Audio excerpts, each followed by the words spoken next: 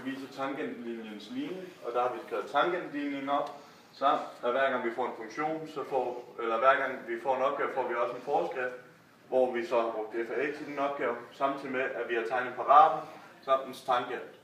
Her har vi punkterne til dens tangentligning, og der vil vi samtidig også gerne finde ud af, hvad hældning er for tangenten.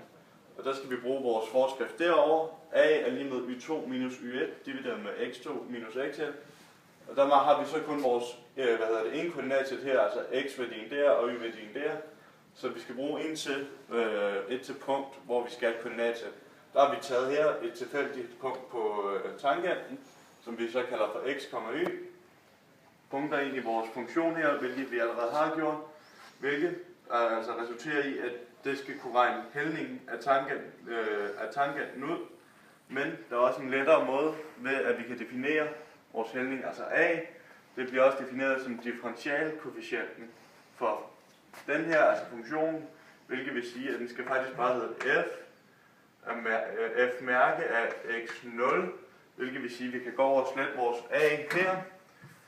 Så skriver vi f mærke af x0, og så efter det, så begynder vi så at regne alle, altså så bliver det mere regnestykke med at få vores y-værdi derover, så den kommer til at ligne den derop, og vores f-mærke x derover. Så kommer vi frem til matematikdelen, hvor vi skal isolere y for at komme frem til vores bevis heroppe.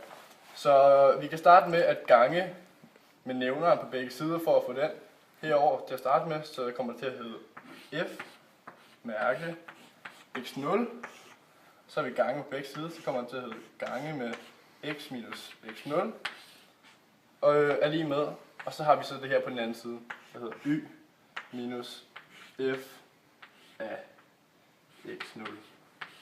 Og så vil vi gøre det y til at stå helt alene, og det gør vi ved at plusse med f af x0 på begge sider, så det kommer til at hedde, så starter vi med her, det kommer til at hedde y lige med f mærke x0 gange med x minus x0 plus f af x0.